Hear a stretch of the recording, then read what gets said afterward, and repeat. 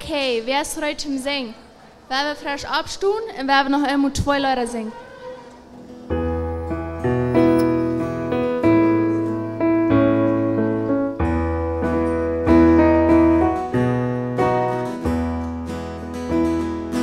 Oh, so wunderschön, oh, der Freze graut, lehnen Gott und Jesus seine uns.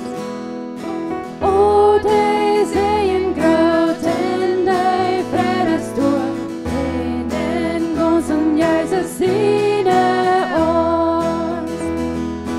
Lehnen, lehnen, uns versicher kon ik met hem gaan. Lehnen, lehnen, lehnen, ons en Jezus ziene ons. Oh, wat schön dat dit op den Weg met Gott. Lehnen, ons en Jezus ziene ons. Oh, wo herrliches Leben hier wird, lehnen uns und Jesus seine uns. Lehnen, lehnen, uns versicher kon ik met hem gaan. Lehnen, lehnen, lehnen uns und Jesus seine uns. O Tagte dürn, ich hab keine Angst. Lehnen uns und Jesus seine uns. Ich hab Frieden mit Gott, keiner kann verstehen. Lehnen uns und Jesus seine uns. Lehnen, lehnen, uns versicher kon ik met hem gaan. Lehnen, lehnen, lehnen, uns und Jesus seine uns.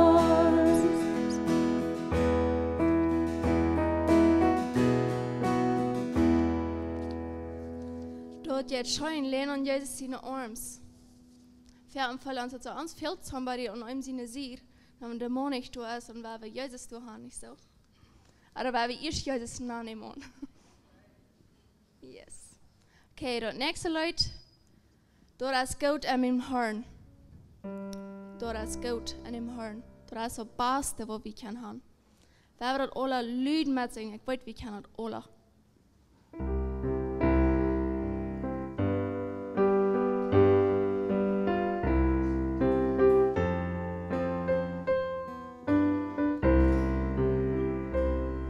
Und Fried so sein Liefag und Sterline sei, und schwierige Temp so sein Star.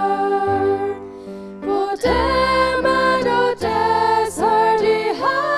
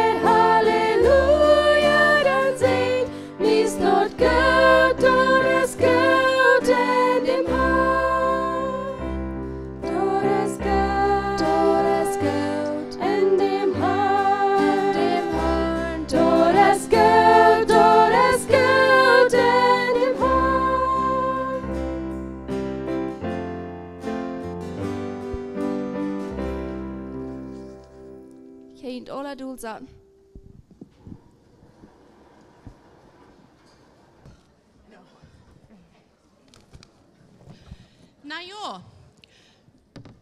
Nou ja, dat is middagtijd. Doet je een beker tot ziedlijn, koelt je een middagdinger. En ik wil gewoon me een klein beetje koffie halen. En je weet alle dat je niet zal met eten tussen, ja? Ik wil bald terugkomen.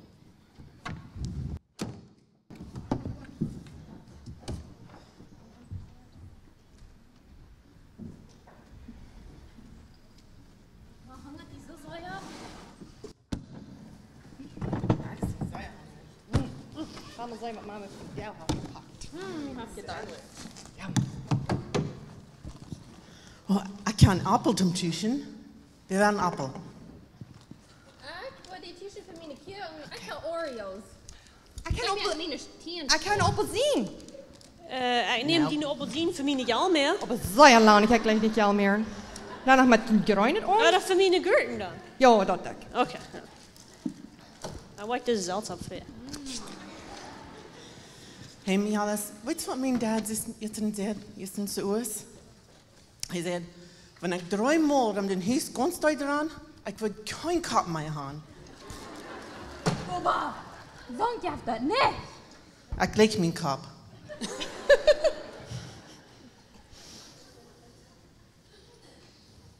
Oh, that's me. Oh, it's me. Welche würde sonst sein? Elderen doch nicht lehnen. Bleibst du dort? Deutst du dort? No, aber sehr lang nicht. Ich habe so sehr Angst. Nee, ich sehe, Elderen würde nicht lehnen. Die Kopf wird sehr lang nicht auffallen.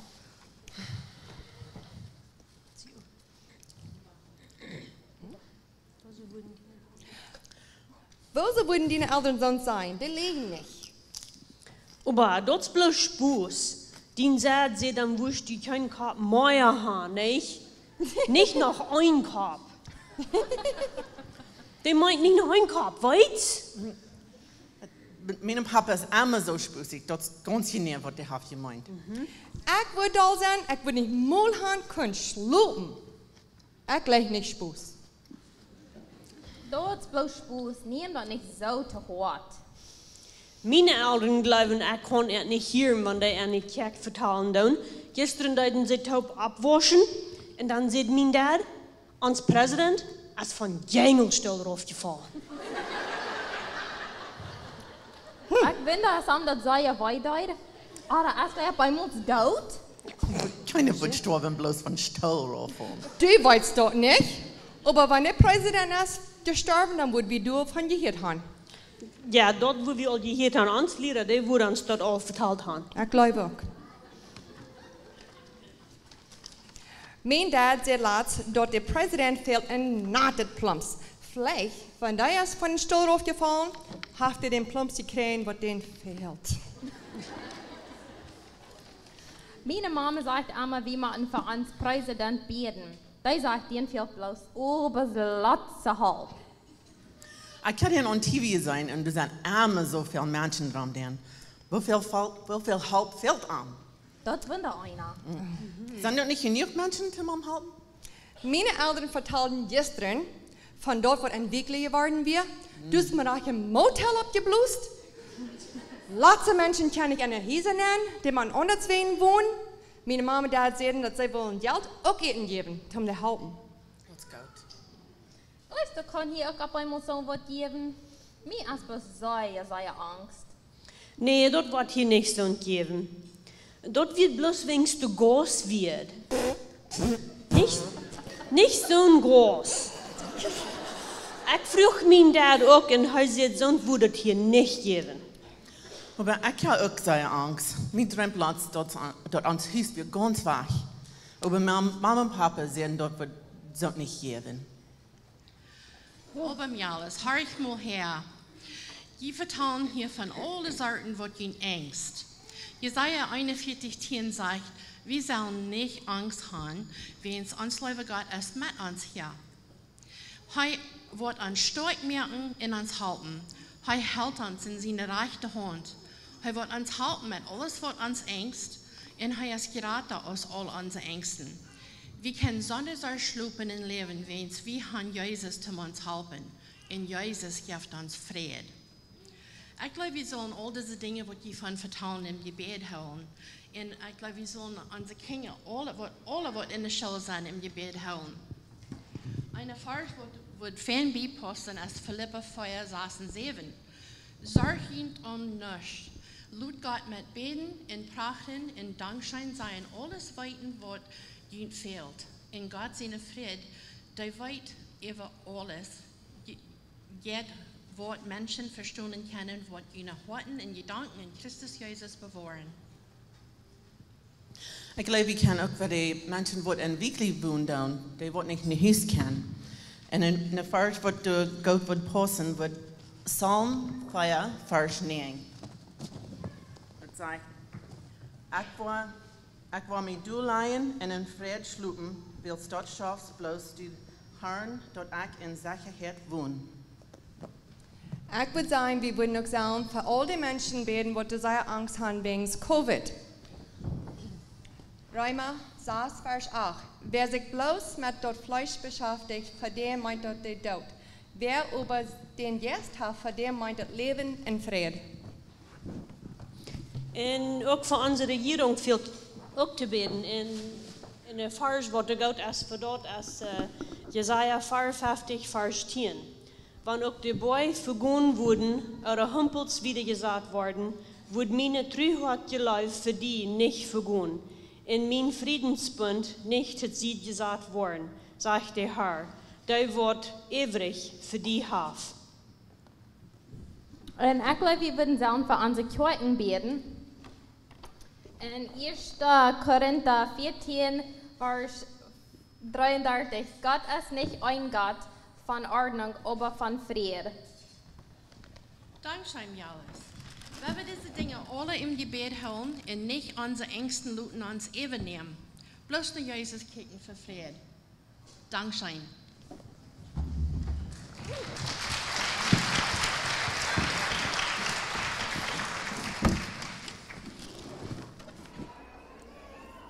Goedemiddag, ik freue mich hier so zu sein und ich kijk sehr viel für diesen Tag. Was mir wird gefragt, ein Testimony hier geben, ich dir mal ein Stückchen still und ich freue mich, zu die Bäume sehr kurz, kostet ich mal Zeit nehmen, über zu beten. Und ich brauche nicht kurz noch übergeben, so ich freue mich für dort, ich kann dann nicht mal Zeit nehmen über dort. Und wenn du mal über beten dort denken dort, dann dachte ich so, warum würde ich nicht wollen, dort mit dem, was der Herr in meinem Leben getan hat. Und ich probiere euch zu sein, was ich in meinem Leben getan habe, so weit. Mein Name ist Susan Fair. Ich bin geboren in Kanada. Der Sommer, der wohnen wir hier in Kanada, in Port Road, Ontario, wo wir dann getroffen. Und meine Schulzeit habe ich in Mexiko gehabt, wo ich zu den Winter dann immer war. Mein Vater war ein großer Alkoholik und doch viel mehr um sein Leben nehmen. Meine Mama lebt in viel Angst und sehr Depression.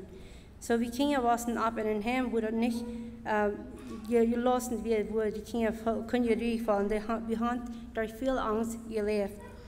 Und danach haben wir über danach schöne Tiden. Ich konnte Mama, was der Frau von uns zu sagen, so gut als sie können, und uns protecten. Ich will nu ein klein bisschen vertrauen von Angst, was ich hatte, als ich da in meinen jungen Jahren. Ich war 6 zu 7 Jahre alt. Ein Tag, mein Vater bracht mich naar de school, want ik dacht den Tag nicht naar de school gehen. Und als hij me naar de school viel met de voort, ging ik naar de andere zijde en maakte daar op. Ik weet dat ik heel im Stier was, alles wat ik kon. Ik wil niet in de voort rijden. Aber hij deed me los en dan bracht hij me in de school en dan deed de leraar de deur te maken. En hij had de boven de kramp, als de kramp te maken. Uitval was zo ik verkwam. Ik wist niet wat ik me laten zou. En ik wist ook niet waarom ik dat zo deed. En de andere Angst, wat mij ook zo zeer angst maakte, dat we een dag, wanneer we daar naar Ontario voeren, en we daar naar boy moesten voeren, dat we de boy weer weg, Arabisch, we moesten zo zaken voeren. Aber danach, for some reason, de Angst wat in mij weer, ik voelde, we voelden zoveel te sterk, we würden dan gerne eigenlijk niet merken, en we een stille kon drauf, we würden deze maanden raufvoeren, dan würde ik maanden stormen den Tag. Ich brauche die Familie, die Saison wieder rütteln, because mir wird das sehr schwer. Aber meine Eltern deuten de beste mich zu beschwichtigen und probieren mich zu bereden, dass wir wären okay. Ich wir, als ich naar de school ging, mij ging school never shine. Ik weet niet waarom niet, maar ik leg niet in de school gaan. Als ik dan 12 jaar weer kon, weer uit de schooljaren en kon in de jeugd nemen, dan weer een schöne tijd voor mij en weer een andere tijd voor mij. Ik vreem me daartoe. En als ik 15 jaar oud was, dan trok ik van Perron, Ontario, hier naar Leamington, Ontario, waar ik dan mijn man, wat nu mijn man is, en de jeugd kan leren. En we kijken ver weg, dat die goed lang als we top in de jeugd werden, dat we ons leichten en top spazieren, waren ons geeinigd, dat we ons willen bevrienden. Nur 1,5 jaar. En we gingen te jeugd onderrecht, en we leerden Christen, en we werden getauft. En ik was zo eenmalig dat tijd. We hadden een grote vrede wat we daar gingen.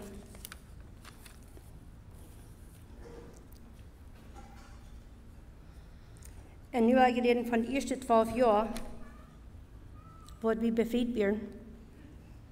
Mijn man was einer, der gleich verschiedene Dinge down, der gleich immer verschiedene Dinge uitving. Ik was einer, der gleich ein relaxed Leben hat und immer das selbe und nicht changes. So dann wird ein bisschen schwer für uns beide. Wir haben von Nordschwinn in uns befriede Zeit und noch viel Troubles unter uns. Und falls wir verstanden uns nicht untereinander, wo mit Leben umzugehen. Aber dem falls ich mir so, ich bin so blind in das befriede Leben neigen, gleich wollten, was befriede Leben wirklich soll sein. Ich bin 18 Jahre, als ich mich dann befried. Ich kann nicht wirklich von Hort zu Hort vertrauen, aber ich weiß nicht, was das holen soll. Ich will sehr anweiten zu der Zeit. Dat geeft ons meer troubles en meer schwierigkeiten onder ons. Ik voel zeer angeleift en zeer alleen verden. En hij voelt niet respect van mij. So dat maakt het voor ons bad schwer. Ik kwam bij een punt waar hij struggle met pornography.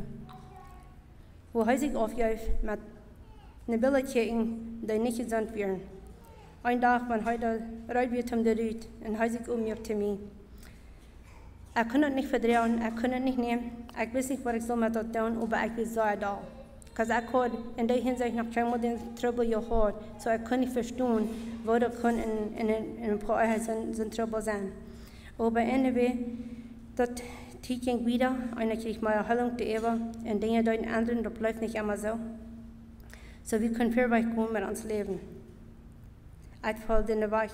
So als wenn mit mir nicht wie im Leben. Ich fall so, ich kann einmal was besorgen, Hüse merken, und Erd merken, waschen, und du sein für das Gebetsleben, und weiter, so da kann je irgendeine Frieden. Ich fall so, du musst mehr sein, zu befrieden leben, als was ich erfahren darf. Und die Unsicherheit, was ich habe von meinen Kindern Jahren im befrieden leben, na, wir nicht gesund, aber ich weiß nicht, so reich mit der umzugehen. Mein jetziges Leben durch die 12 Jahre, wie erstens als ich weiß nicht, dass ich geraten sein. Ich will von jung gelehrt, dass Gott ist, dass Jesus ist, dass wir allein durch Jesus und durch seine Genug können geraten werden. Aber ein Tag, wenn wir genug gute Worte haben, dann hoffentlich werden wir nach in den Himmel kommen. Weil dort wird mein Ziel für Leben. Ich will den Gott tun, was meine Mama tut. Ich will so durch ein Reich leben, dass ich in den Himmel komme und nicht in der Hölle. Ich wollte immer in der Weise so, wenn ich nicht in schlecht leben, und nicht in Alkohol leben, nicht in Drugs, nicht schmieden, nicht fliegen. Und ich denke mir von antragen, das wird mir viel im Leben. Aber als uns befriedet Leben wieder ging, und du immer mehr weiter werden in einer Ferne, ich weiß, wo soll einer sagen, aber dem fand ich mich nicht reich und fand dort, aber dem fand ich so, ich würde vielleicht auch niemals nicht gute Worte haben, in den Himmel zu kommen. Dann kam mir eine große Angst an. Für die letzten 5 Jahre, ja, ich war geboren, ich hatte viel mehr Angst verstorben, wenn ich wusste nicht, wenn ich dann nach Schule ging und ich Samariens würde abstuhlen und nicht kann abstuhlen, wo ich sein, im Himmel oder Hölle. Das braucht eine große Angst für mich, aber in dem Fall, so meine Worte würden vielleicht auch never gut genug sein. Aber ich wusste nicht, wo ich so haben dort. Ich durfte diese Zeit never in der Bibel lesen, wenn ich die Bibel aufmerken durfte, ich war so verdammt, dann weiß ich nicht, was ich voll, nicht was ich dann fallen darf. Aber ich durfte mein Trost und meine Haupt siegen in die Sandbuch, wo ich dann hatte die erste Zeit, wenn wir befreit sind, die 12 Jahre, wenn ich lese alle. Ich kam bei durch, wo ich so eng mit mir selbst war und viel complain darf. als dat mijn uitwendige gebeden zijn, en nu dat, dan dat ik dacht, Gott, maar immer ja met hier, waarom? Hast du mich lassen, das welkom? Waarom? Ik wil geen zijn, ik wil geen Meinung in het leven. Waarom mijn ouderen, wat die mij juist, wat sind zo behandeld, vinden zich ook niet reich im Leben? Waarom? Ik wil zoveel vrouwen. Aber de tijd ging wieder. En mij vreet dat, door deze tijd, ik wil fern sterben, dat Gott mich nicht dann leid sterben, wegen ich will nicht reif an. Aber wenn ich drüber will, leid mich nicht mehr best, ich will sterben. Aber mir freut dass ich kann aber durchkommen, wo ich doch mein Leben nehme, wegen da wie mir gelehrt, wenn Menschen sein Leben nehmen, dann würde ich nicht nach Hause gehen und doch würde ich sagen, ja, du willst nicht haben. Als ich 30 Jahre alt war, da habe ich vorher kleine Kinder. Ich war so eng mit mir selbst. Ich sagte, Herr, ich kann nicht mal das leben. Ich habe die Probe zu leben. Und ich fühle das Schaf nicht. Da später so, alles wird schlechter anstatt besser. Und das Interessante ist, ich sehe, lass mich sterben oder ende mein Leben. Aber ich fühle, du musst eine Veränderung sein in meinem Leben. Und dann nur 2 Dinge. Dann höre ich eine Stimme, die ich noch nicht weiß, ich kann noch niemals eingehört, aber ich weiß, dass wir Gott. Und heute sehen, ich will dir geben, für was du gebet hast. Und von dem Moment hatte ich so eine große Freude. Ich packte das an, dass wenn ich wusste, dass nu was passieren und ich vertraue die Stimme, was ich höre. Du wirst eine Veränderung sein. Und mir wundert, warum hatte ich nicht eine Angst, weil ich hatte gefragt, verstorben oder ich soll was ändern.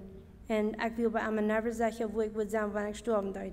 Aber für some reason, Gott hat es nicht zugelassen, dass ich über dem dann doch wo ich würde sein. Ich habe bloß eine Freude für die Veränderung, was wird passieren. Und dann weiß ich nicht, wie lange das wird dauern, weil ich die Zeit wird, wann die Ändernis wird kommen in meinem Leben. Aber die ging von einem Weg bis der anderen Weg vorbei. Und so stopp bei der erste Weg, wo ich meine schönen Zeiten und meine schweren Zeiten durch die Zeit. Und ich weiß, dass einen Tag, von Tag 6 morgens, bis Tag 12 am Mittag, hatte ich eine sehr schwere Zeit. Und da wir einfach so eine Stimme sehen, Gott war nicht da, was er gesagt hat. Und wenn ich über das lesen und beten, dann kann ich die Stimme nicht hören. Aber nur mal dann habe ich dort verloren. Und dann, als der erste Weg zu Ende, dann auf einmal, in einem Augenblick, kriegst du es mal, wie wenn Licht ut answitchen, was dies das. So verging doch all dort, was in meinem Leben wie war. Mir sind wir weich, ich fall so rein gewaschen, ich fall so blank, aus blank von bin. Ich würde sagen, mit Bier kann ich nicht noch sprechen, was ich fallen soll. Ich weiß nicht, was ich soll denken, die Zeit.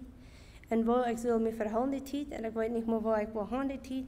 Aber ich weiß, dass wir eine unsprechlich schöne Zeit. Die Freude wird so groß und ich vertraue meinem Mann und der Familie, wie immer an mir, was passieren wird. Und nu will ich vertellen, was passiert, nur dem, was der Unterschied wird, nur dem ich das alle erfahren wird. Erstens ist, Gott wird noch nicht genug, was er mir gewesen hat. Dann nur ein paar Zeit und halt mein Hart und Feuer dir. Und dort wir kriegen sagen nach, was passieren wird, dann weiß ich, wie schlimm, wie verschnitten mein Hart wird. Aber ich verlor keine Weide, die Weide hat er mir auch weggenommen. Und da wir interessant, ich konnte fußgässlich sein und ich konnte aber auch in mich fallen. Und den ersten Tag, da die Viertel von meinem Port heilen, und an den zweiten Tag, und den dritten Tag, und den vierten Tag, dass wir so unsprechlich sein, dass ich kann nicht wieder genug sein, wo ich dann durchging. Und wir haben einen großen Gott, wenn wir uns nicht weiter im Leben, oder eben wenn andere nicht haben sich gewiss mit uns im Leben, aber Jesus steht. Und du sehr, ich sei dankbar für. Und besonders, dass meine Mama mich besonders liebt und den Gott, was ich mich holen soll. Weil niemand vergeht. Ich war nur dort pregnant mit dem 5. Kind. Und ich wollte Gott, ich habe so viel sehen, was soll ich noch mit dir? Aber ich hatte eine große Freude. Von da an habe ich niemals mehr eine Angst gehabt, verstorben oder wo ich würde sein. Ich wusste, wenn Jesus kommt, ich wäre reut. Die Bibel lehrt uns dort, die sagt uns dort. Dort hat kein Mensch mir gesagt, die Sicherheit hat Gott mir kein durch und dann gegeben. Und du freust mich auch. Nur eine Zeit, dann fange ich doch an zu denken. Gott, wo will ich an sie kennenlernen, wenn ich nicht Bibel lesen darf und ich kann schwer lesen und wenn ich verstehen? Wo will ich die kennenlernen, mehr reich von die, wenn ich bloß nicht die Kirche vor und höre das Wort durch? Und dann frage ich, als er mir einen großen Hunger geben für sein Wort. Und verlangen, dass ich doch mehr besser lernen, auch die Kinder. Dann bin ich einen Weg. Dann habe ich mich so einen großen Hunger, so ein 3/4 Wort. Was ich niemals vergessen. Ich habe die Bibel meist auch nach der ersten Zeit in meiner Hand, da kann ich ab hier mal lesen. Du wirst so viel forschen, die werden lebendig zu mir, du hast einen Rüd, wo ich noch niemals in meinem Leben erfahren habe. Und ich weiß nicht, wo du kannst so schön in dieser Welt sein. Und ich wollte die erste Zeit, als ich bekehrt war, als ich geboren war, die ersten 6 Monate, da fand ich so, du wirst so Himmel ab ihr, da wird never mehr ein Schlag kommen, never mehr ein Weit tun. Da später Gott hat so einen Schutz über mich gesagt, dort ich bis einfach, bis voll, ich will einfach bis von Himmel hier. Und da war ich erfahren, dort wir auch. Aber und da kann ich da bleiben.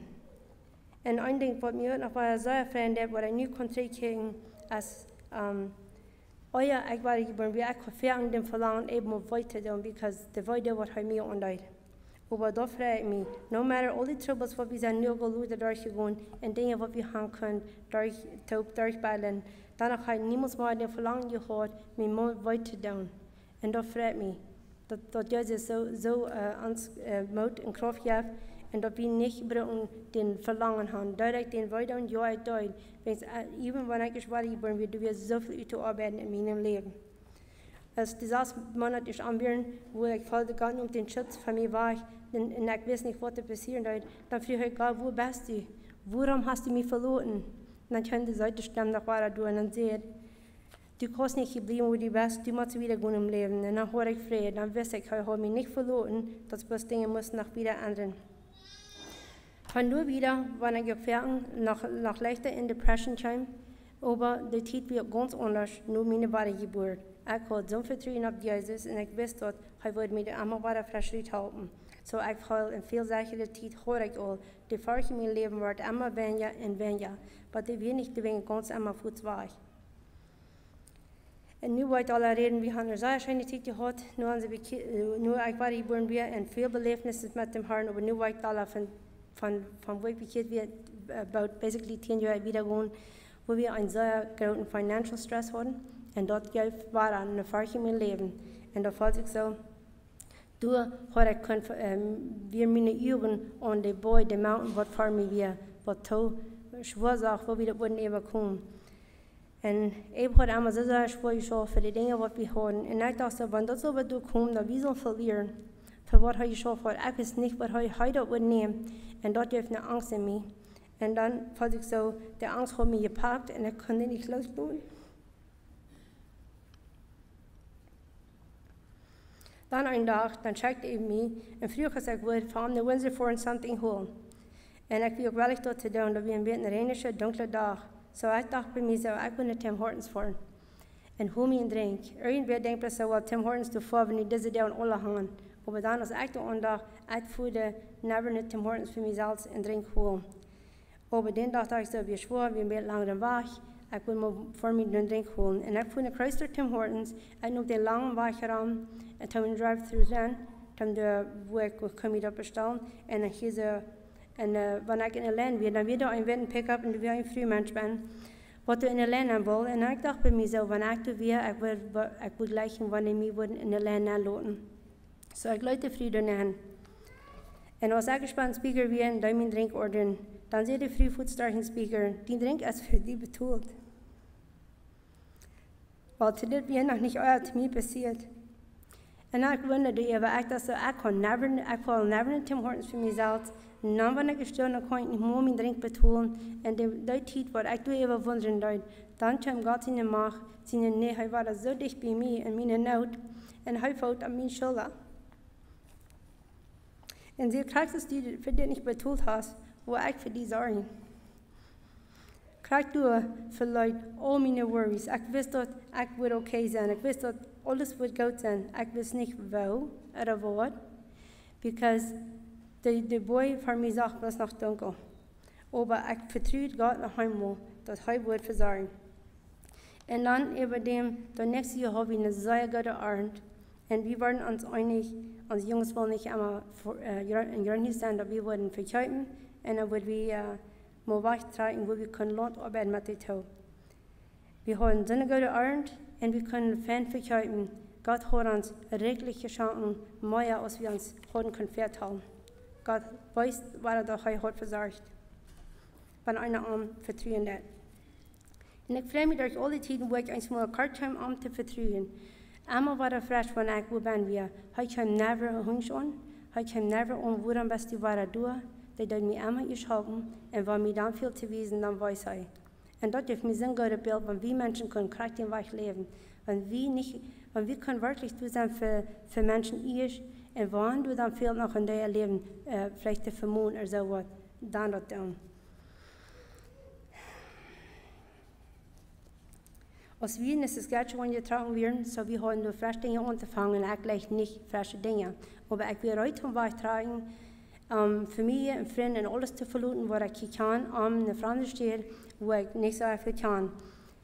Aber ich dachte ab, ich dachte, mir fällt so, Gott kann in uns Leben nicht so durchkommen, als ich voll die Wut sagen kann. Und durch dort wir gerade dort alles zu verluten. Und hoffentlich, wenn wir dort nicht würden, zu tiden ganz so drauf sein, dort heute kann wieder durchkommen in uns Leben. Und ich fand das interessant, wo ich heute war, muss anfangen, mein Leben zu schaffen. Wo er mir gesagt hat, muss euch Surgeries nehmen, ich will eine jährliche Operation, wenn ihr wissen, von was ich rede. Und du wirst schwere Dinge und auch viele gute Dinge. Aber du wirst eine Zeit, ich weiß auch, ich will auch in depressiv geworden, wenn es alle Frauen für mich war. Und ich bin nach meinem Grund zurückgekommen. Und dann auf einmal kam ein großer Sturm, so plötzlich in meinem Leben an, wo anwärts sehr was tun. Und hij wordt sehr deutlich besser. Und hij kann nicht vergeben und loslassen. Von Zeit zu Zeit wurde ich am Frauen, als hij nicht würde, loslassen, wenn es dort sehr hindern in unserer Familie.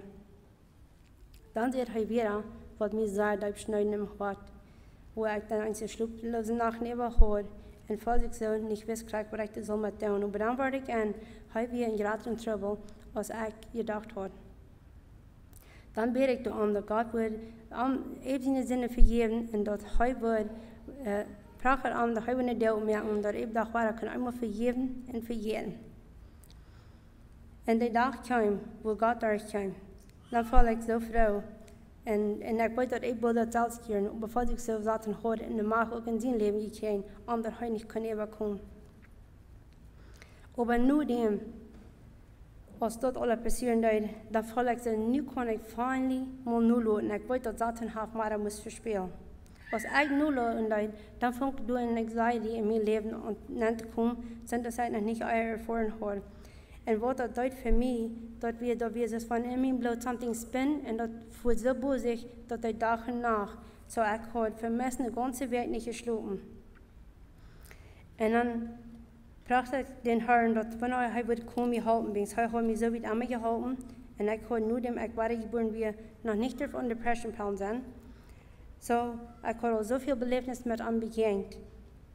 Aber es ist der Weg, der meiste irgendwie, nur falls ich so meinen Kopf würde, mehr ablehnen, der kann das nicht mehr. Ich sagte ihm, wenn Gott nicht kennt, nimm mich raushalten, dann muss ich sagen, dass ich da wohl in einem Hospital komme, wo ich komme, dann war ein Hauptchen. Ich wusste, wenn ich in der Doktor hinkomme, dass ich würde um Pernon gehen. Aber ich werde auch ehrlich, wenn dort ist, was Gott von mir will, dass ich über dem was soll, dann bin ich auch ehrlich.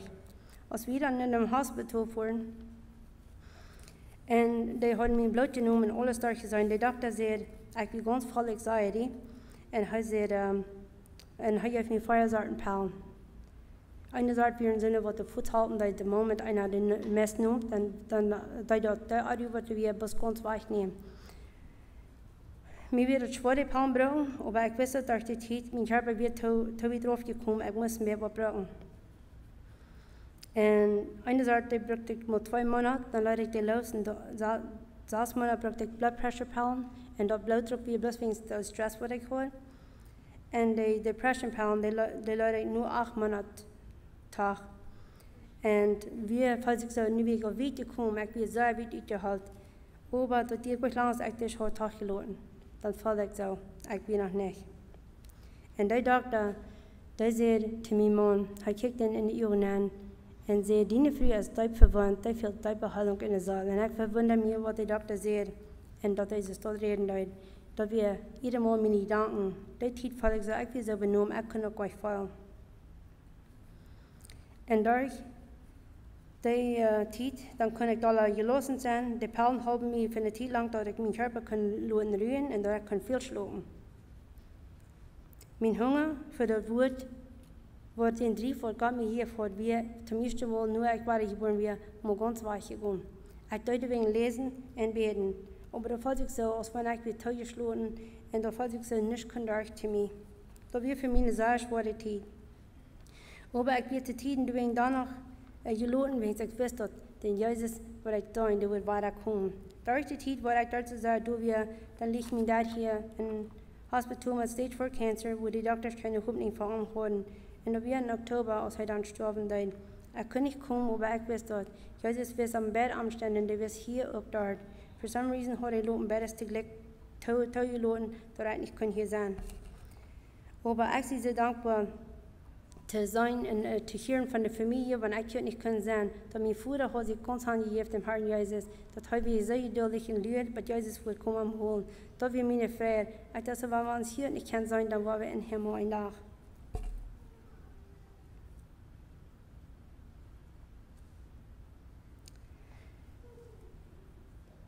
Und wie wir meist 3 Jahre dort gewesen, dann waren wir uns einig, wir würden 3 tragen hier in der Leamington, Ontario, wo wir hier dann weiter wieder schaffen leiden.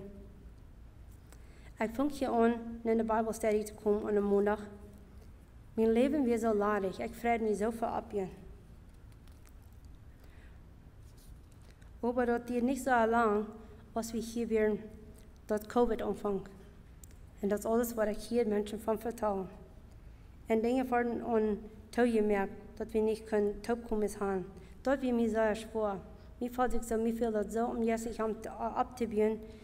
Und würde dann nicht so wollen. So ich habe eine Zeit lang gewesen, da bis für mich allein gewesen, wenn ich noch nicht Menschen zu Menschen ummerken, wo mir das denkt. So das war eine sehr schwere Zeit für mich. Aber durch die Zeit hatte ich einen Freund, wo ich mit vertraut, wo ich sehr dankbar für sie. Und ich hatte auch immer einen Freund, wo ich viel mitgedacht und ich weiß, dass viel in Gebet was für mich. Und ich weiß, dass da viel Halten drin. Wenn dort nicht, dann gleich bei der Fernsehen noch spannender was.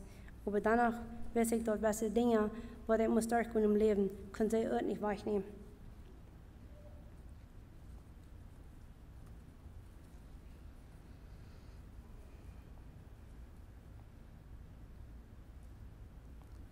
In September, im 14. 2020, dann kriegt es ein Jahr, wo Covid anfängt. Dann ist wie war der Bible Study den Anfang.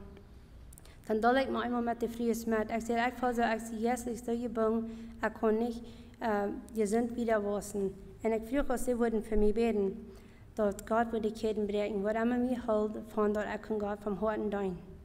Der Moment, ich dort hat gesagt, dann wird es einfach so, als der Brücke für mich open. Und ich weiß, dass wenn du wieder, nu wird sich da weiter ändern. Gott wird durchgekommen. Ich hatte vor ein Jahr eine ganze Zeit, wo gar nicht durchkam, wenn ich lese im Bett.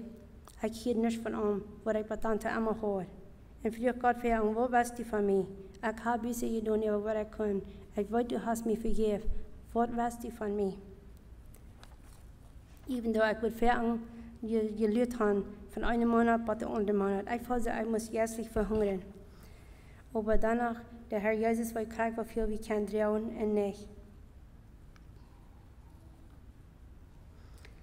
In der ersten Zeit dann hol ich dann noch Dollar für mich selbst. Aber einen Tag, dann da habe ich mir gehabt, dass ich einfach mal einen Freund mal von vertrauen. Was ich mir kann ummerken mit dort. Und ich dachte, ein paar Salz mit ein paar verschiedene Frühs. Und ich fahre und ich kriege dann nicht mal so recht, die Beheilung, was fehlt. Das war eine sehr schwere Zeit für mich. Aber Gott hat mich durchgebracht. Aber mir später gesagt, Gott hat something in mein Leben kommen. Und ich glaube, wir das alle so. Gott lässt uns mal was in unser Leben kommen, was du im Bett so ist, als wenn das Essen uns nicht stärken, dass das uns will, dass das einmal dort beschneiden. Und wir würden das da wegnehmen, aber da fällt sich so, das schafft nicht. Wir beten dafür und das nicht. Und so ging mir das mit allen Umständen, wo Gott in mein Leben leidet. Und ich frage Gott zu fragen, warum die hält mich in so viele Dinge rührt, warum das eine, muss das so in mir sein und warum kann ich nicht frei werden von dort, warum kann ich nicht die Leute wissen, was ich will, durch das, was ich erfahren habe. Aber mich später sagen immer, ich habe keine Antwort darauf. Aber ich warte an, ich fällt so Gott hat was im Plan und wir haben jeder in Krieg zu drehen. Und ich glaube, das Kreuz ist heute Paulus da. Er legt Paulus vor ab, was er muss durchgehen. Er braucht durch den Gott, wo er wegnehmen. Aber warum tut Gott nicht, wenn es heute die Kraft stark, wenn wir schwach sind, und plus dann, wo wir uns an Arm halten und nicht an uns selbst. Und ich kijk so ver weg. Ik weet dat de eerste tijd als ik hier te Bijbelstudie kwam en ik zag Trudy Bamman zo levendig, zo krachtvol in dat woord en ik wist graag hoe ik aan je was weer. Ik dacht zo meer, want ze best wist hoe hungrig ik weer. Ik wil gleich een maar alles nemen te nemen wat ze zei en waar ik graag zo levendig zijn. Maar daarna moest ik wachten wat de tijd weer. En de heilung val ik ze er jetzt nog aan. Der is er niet ganz voorbij. Aber ich bin sehr dankbar, für was wir geführt und gelehrt haben. Durch all die Dinge, die ich erfahren habe, werde ich dachte ich darüber, dass Gott Leute den Hunger für Arm so sehr in mir ankommt, dass ich das nicht will aus Arm, weil ich dachte, ich wusste von der Zeit, was ich heute gehört und nun nicht hört. Und wenn ich zurückkicke, kann ich sagen, hij leidt dat woord zo tot te mij zo hungrig merken. En wanneer hij het woord ontvangt, die wonden even deel brengt, dat ik bereid zijn om dat door te komen. Want ik wist dat onarm kon ik niet zijn en ik kon niet wieder. En ik leerde allemaal wanneer hij door te komen. En ik vraag me wanneer ik nu terugkijken doe, wat hij geleerd en gevierd heeft.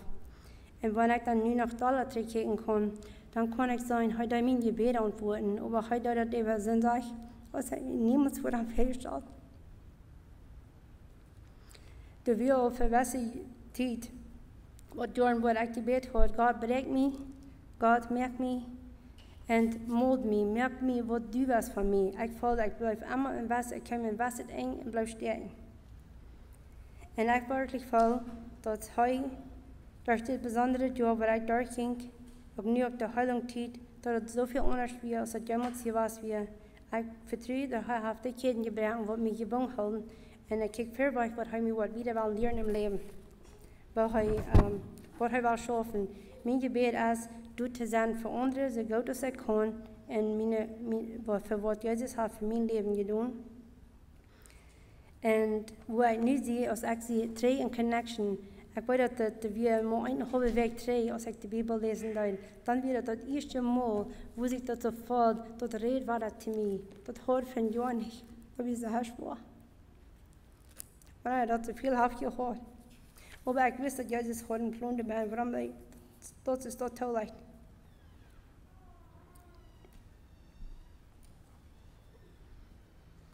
Maar ik zie zeer dankbaar dat God in controle is en dat we niet zijn. En ik wil me hartstikke bedanken voor al die wat voor mij gebeurd hebben. Ook nu, ook wanneer ik dat draai me af voor testimony, dat is ik zo dat we bij ons struggle. En ik voel dat ik struggle nog door zoveel emotions, waar ik wat gewist had, ik dacht ik wil uitgehad en ik stil wil aan. Ik zie in de proces wanneer ik zo weer te komen zijn. En nu mijn vrouw te junt is, wanneer weer dat laatste mal, wanneer die dat einfach constant Jezus in Dashlijn en zijn hier. Schneid me op. Dat het opereren wat er veelt. Dat het de voet wat er veelt. Dat komt van hart en doen. Dat is wat ik doe. En wanneer we daarvoor bidden, we worden niemand vergeten op bidden. Want dan dat we ons in zijn heen stellen, dat we willen dat zijn zoals hij van ons wil. En dan wordt hij ook nog antwoord geven te zijn tijd. Ik ben zeer dankbaar dat hij weer voor mij doet. Ik kan op zijn schouder liggen en roeren. Ik kan vertellen. Ik geloof veel meer, ik geloof zien wat hij veel meer wil, maar voor mij doen zijn als hij kan. Maar door zijn wasse tijden, waar God ons doorneemt, waar de mensen niet kunnen doen voor ons zijn, te de moed wat er veelt, maar hij kan. En dus ik zeer dankbaar voor. So, mijn vrouw is, wanneer hij zei, jeder laatste mal, een van jullie, de spiritual surgery table, je was hoe je leiden opereren. We weten van een dokter dat wel een grote hartoperation hebben. En er zijn kleine en er zijn grotere. Maar de wond is veel een kleine en een charter. Aber die Heilungszeit ist sehr verschieden, was er braucht. Und kriegst du erst einmal ans Leben, wenn wir in der Riechstuhl sind, wo Jesus uns der dort wegnehmen, was er fehlt. Ich sage mal vielen Dank für was er hat getan. Und ich will immer, mein Gebet ist, immer zu loben und preisen und wieder kriegen, was er für wieder in mein Leben will. Vielen Dank für euch.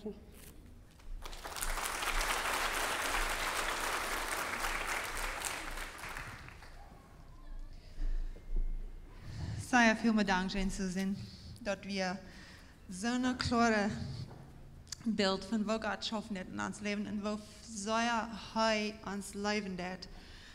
Er uns nicht einmal alles geben zu der Zeit, was wir das wollen, aber er gibt uns dort Kraft zu der rechten Zeit, wo uns dort fehlt.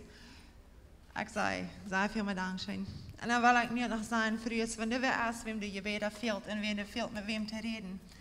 Luther, wenn das Tag ist, der eng ist, kommt noch ein von uns. Wir sind ehrlich, denn hier für ihn reden, mit ihn reden und für ihn beten, wenn ihn dort fehlt. So. Das ist viel wert. Gott lebt uns sehr. Gott ist gut. Und dort werden wir nicht vergehen. Und er bringt uns Frieden. Und seine Friede ist anders als was die Welt bringt. So, nu wird Lina Wieb uns noch einmal nach einer Session brengen. En ik freue mich die Auto. De eerste had ze aan zo ganz nieuwsgierig wat dat nächste wat zijn en wat de armer nog, de God zien je weer nog wat bedienen. So, thank you, Lina.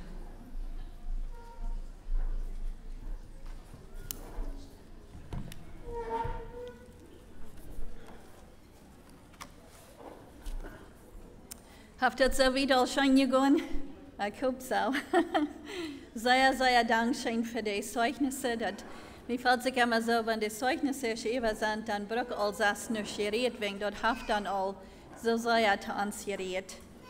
Ein kleines Spuß hier aus dem Drama hier wird, und die reden von dem Präsident. Dann fällt mir das bei von meiner Niece, ihre kleine Tochter. Sie wohnt in Mexiko. Meine Schwester wohnt in Texas und als Präsident Trump dann mal die Grenze hat gemerkt, ja, Covid, dann können die Großmama nicht ihre kleine Großtochter vorn besiegen. Dann hat die kleine Großtochter gesagt, dass Präsident Trump den fehlt mal mit einem Gummibärchen zu boxen. Dass die nicht leid, dass ihre Grandma besiegen können. Ich kann mir ein bisschen vorstellen, dass jemand wird bei uns Prime Minister auch mal mit einem Gummibärchen boxen. Aber das ist nicht unser Abgabe, dem in der Land zu halten. Und ich bin dankbar dafür, weil das wird eine sehr große Abgabe sein. So, nu waren 3 Kicken nu unsere Bookmarks. Wir haben uns die Page noch weiter frisch bekicken. Standhaft an Christus, die Welt bringt Sturm, aber Jesus bringt Fried. Johannes 14:27, Fried Lut ich jünt, meinen Fried gebe ich jünt. Ich gebe jünt nicht so aus der Welt jaft, Lut jünt nicht das Hort bearbeiten und fürcht jünt nicht. Jesaja 26:3 bat Feuer, wer den Glauben und die hält und sich ganz ab die verlässt, dem jafst die Fried, andere Fried. Verlut die immer ab dem Herrn, bei Gott dem Herrn, was du immer sicher. In Psalmen 112, Vers 7, sei fürcht keine schlechte nur euch, hört als treuhärtig und verlässt sich ab dem Herrn.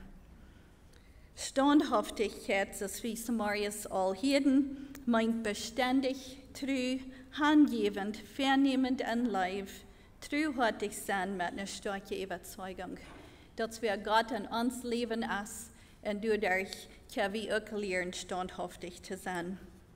Der Friede ab Hebräisch, das Wort Shalom, meint nicht, dass du nicht wird Trouble oder Sturm sein, aber eine Mad vom Trouble und Sturm wird ein deepet innerliches Gefühl sein, dass alles wird dargestellt worden und Gott utkommt. Wenn das dann auch nicht sein kann, aber eine Haft in innerlichen Frieden, dort Gott, der wird das alles darstellen. Wir lernen von den Gott der Wahrheit, der hält uns abrecht und hält alles taub und hält uns stunden zu bleiben. Dann lernen wir von der Brauchschild von der Gerechtigkeit, das bewahrt uns Hort. Der Schild von Frieden, die helpen uns vorzustehen, auch vorwärts zu gehen. Einmal bleiben stehen, wenn wir im Trouble gehen, dann ist das nicht so wichtig, dass wir vorstehen, dann ist das wichtig, dass wir da werden vorwärts gehen. Dann lernen wir von das Schild vom Glauben, das bewahrt und beschützt uns, noch besonders wenn wir den Glauben taub eifen, dass man den Glauben mit abgenommen und geeift. Und das hat, die Haut von der Radung, die post uns, die bewahrt uns, die merkt uns frei. Und das ist ganz fertig. Und das Schwert vom Jesus, Gott sein Wort, der gibt uns alles, was wir brauchen, zum seilig Leben. Nu will ich Ihnen mitteilen, und das ist auch alles ist ein Zeugnis, aber ein eng von meinen Zeugnis, weil ich hoffe, ich kann Ihnen some Dinge loten, was ich gelernt habe, durch meinen einen Sturm durchgehen, was ich hoffe, Ihnen auch was Mut geben, wenn die am Sturm sind oder am Sturm dann kommen. In so einer Stufe von früher, als wir hier sind, weiß ich, das sind viele Lebensgeschichten. Und mir würde nicht scheiner gehen, als wenn ich bei jeder ein von ihnen könnte sagen, in jene Geschichte hier. Wenn ich weiß, ich würde sehr viel lernen, von wo je erfahren haben, wozu Gott an ihnen leben wird. Und du hast so viel Kraft, wenn wir unsere Geschichten mitteilen. So dass wir all hier, wenn wir dort alle behandeln, dann dreht das an uns. Und das ist so ein Kampf. Aber wenn wir einmal aufmerken, dann war bald an, wir sind nicht allein. Das sind andere, die auch kämpfen. Und dann geben wir die Mut und die geben uns Mut drei. So ich will Ihnen meine Geschichte erzählen, nicht wegen, ich glaube, dass ich so stark im Glauben bin. Ich habe sehr, sehr viel noch zu lernen. Aber ich will Ihnen mitteilen, wegen ich hoffe, Ihnen auf den Mut, wieder am Leben zu gehen. Ich wurde in Belize geboren. Meine Eltern waren Bienenpickers. Mein Dad ist all gestorben, aber meine Mama ist hier von der. Und ich freue mich dafür, dass sie mitkam. Meine Eltern bekehrten sich sehr den Titel, dass ich klein war, so ich bin in ein christliches Heim abgewachsen. Ich nahm Jesus an als mein persönlicher Heiland, als ich 5 Jahre alt wurde. Und dort kam durch eine Lehrerin, die in Belize kam, Schullehrerin sein und sie vertellt uns von Gott und ich nahm Jesus an als mein Heiland. Und da bin ich sehr dankbar für, dass ich also jung mein Herz ganz von Jesus hingeben. Wir kamen zum ersten Mal nach Kanada, als ich 7 Jahre alt war. Und dann für 10 Jahre trocken wir nach Hanentrei. Und ich habe dadurch nach dem Bett gekämpft, wegen mir falls ich gesagt wird noch nicht tschüss. Einer hat sich gerührt, auf einer steht und wird tschüss gemerkt, dann muss einer weiter wieder tragen. Und ich bin an sehr vielen verschiedenen Schulen gewesen. Und ich ging eine kurze Zeit durch in meinen Jugendjahren, wo ich ging an wird, wegen mir falls ich so, ich will wo Mank posten. Aber ich war 17 Jahre, als meine Großpapa sehr hastig starb. Sie waren in Nubersch in Belize. Und dort redet sie zu mir, und dann gebe ich mich ganz frisch Gott an, wegen ich will reut sein, wenn mein Leben mit einmal so hastig würde einkommen. Ich hatte David verlangt, die Bibel besser kennenzulernen und hatte die Gelegenheit, nur die Bibelschule zu gehen. Und das ist, wo ich lehrt, wahrscheinlich dort die Kinder zu einrichten. Bald nachdem ich eine Bibelschule fertig hatte, dann hatte ich die Gelegenheit, nur Durango zu tragen für ein paar Jahre in der Schulhalle. Und dort wird ein Scheinfeld an der Schule durch. Mein Verlangen und Gebet wird, dort wegen eine christliche Lehrerin mir hat von Jesus vertellt. Und dann würde ich auch die Gelegenheit haben, dort wenigstens vielleicht ein Schüler sich wird bekehren. Und Gott beantwortet dort Gebet auf einen besonderen Weg, wegen der wären 30 Schüler dort ja, was Jesus annahm. Und dort wird in Jesus seine Arbeit, der hat die Kinder alle reingemerkt. Und er gab mir bloß die Gelegenheit, einen Pott von der Arndt zu bringen. Du lernte ich eben Justina Gunther kennen. Und ich wurde sehr gute Freund mit ihr. Und als ich dann zum Sommertraining nach Ontario kam, da lernte ich Justina, ihr Bruder Jake Wall kennen. Wir gleichen uns kurz von das erste Mal, was wir uns begegneten. Und fanden sehr klar, dass Gott uns hat gebracht. Ein paar Jahre später befrieden wir uns in 1991. Und Gott segnet uns wieder mit 2 stramme Kinder, so ich schon seht, Rachel und Ryan. Und das wird eine Freude für uns, Gott an verschiedene Kirchen aus Familie taub zu tun in Mexiko, auch in Ontario. Wir haben dort viel getan. Und singt das sehr schön, wenn wir können taub singen, in einer Kirche mithalten. Und dort haben wir viel getan. Besonders schön ging uns dort, wie das Plattdeutsche Radiostation taub schaffen. Und noch eine Singstunde aufholen in Glenmire, was wir für 7,5 Jahre deuten. Und wir wären da alle anderen sind auch immer ums Ubers und das Heim und deuten da eine Singstunde aufholen. Im Herbst von 2014 fällt wir besonders das, wenn wir waren junge Lied wären. Beide Kinder wären an der Schule. Sie wohnen in Bed eine Stunde von Tus. Ryan wird in London und Rachel in Hamilton. Sie kamen einmal am Weekend nach Haus, aber anders wir uns nass geladen. Und wir fühlten uns zu gut über, dass die Kinder reut während dem selbstständig waren.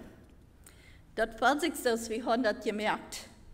Mir ging das schon Principal sein bei der Mount Salem Christian School. Und Jake ging das schon beim Deutsche Radio schaffen. Und zeitweise nach Verweib-Transport am Weekend zurückfahren. Und so dat sei wij als Jake zijn Bruder Peter sehr afverhaft starf in September. Und wir dachten wenigstens, wie bei das Jüngste wären in einer Familie, würde es nur unsere Abgabe sein, von nun an, dass wir würden unsere ältere Geschwister beistehen, während sie ihre Partner aufgeben. Aber was ich da noch nicht weiß, wir dort, während wir unsere schwäche Gabe mithalten, so gut als wir können.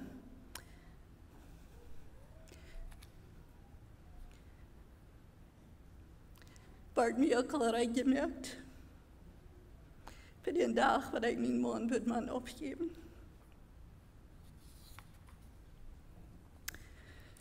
Am 22. Januar 2015 fängt der Tag krank so an, als ein anderer Tag in einer drache Familie.